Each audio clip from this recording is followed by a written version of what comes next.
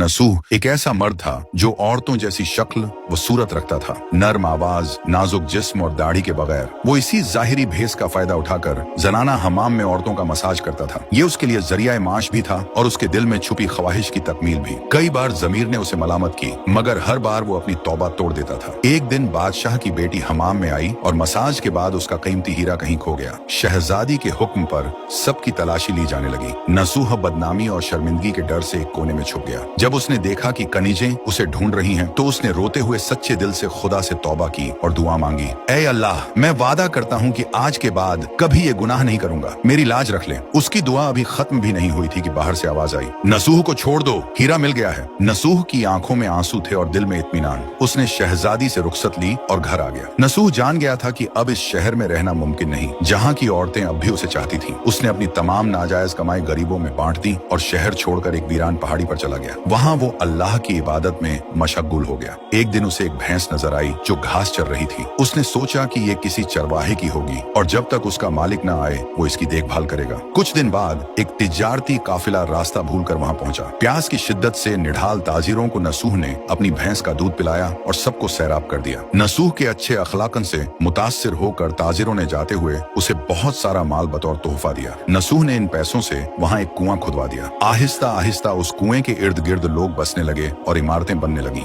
नसूह की नेकियों की वजह से सब उसकी इज्जत करते थे। नसूह की नेकी और शोहरत के चर्चे बादशाह तक जा पहुंचे। बादशाह उससे मिलने का बेहद मुश्ताक था, लेकिन नसूह ने बादशाह के पास आने से इनकार कर दिया। इस बेनियाजी ने बादशाह की मिलने की तलब और बढ़ा दी और उसने खुद नसूह से मिलने का फैसला किया। जब बादशाह नसूह की बस्ती में दाखिल हुआ, वहीं उसकी रूह कब्ज हो गई। चूंकि बादशाह बतौर अकीदतमंद नसूह के पास आ रहा था और रियाया भी नसूह की खूबियों की कायल हो चुकी थी, सब ने नसूह को बादशाह के तख्त पर बिठा दिया। नसूह ने इंसाफ का निजाम कायम किया और उसी शहजादी से शादी कर ली जिसके गोहर की वजह से उसे हिदायत मिली थी। एक दिन एक शख्स दरबार में आया और अपनी गुमशुदा भैंस का जिक्र किया। नसूह ने मुस्कुराते हुए कहा, तुम्हारी भैंस मेरे पास है और आज जो कुछ मेरे पास है वो सब उसी की वजह से है। इस पर वो शख्स कहने लगा, ऐ नसूह, जान लो, न मैं इंसान हूँ और न ही वो जानवर भैंस है। हम दो फरिश्ते थे जो तुम्हारा इम्तिहान लेने आए थे। ये सब कुछ तुम्हारी सच्ची तौबा का नतीजा है। ये कहकर वो दोनों फरिश्ते नजरों से गायब हो गए। इसी वजह से सच्चे दिल से की गई तौबा को तौबा नसूह कहते हैं।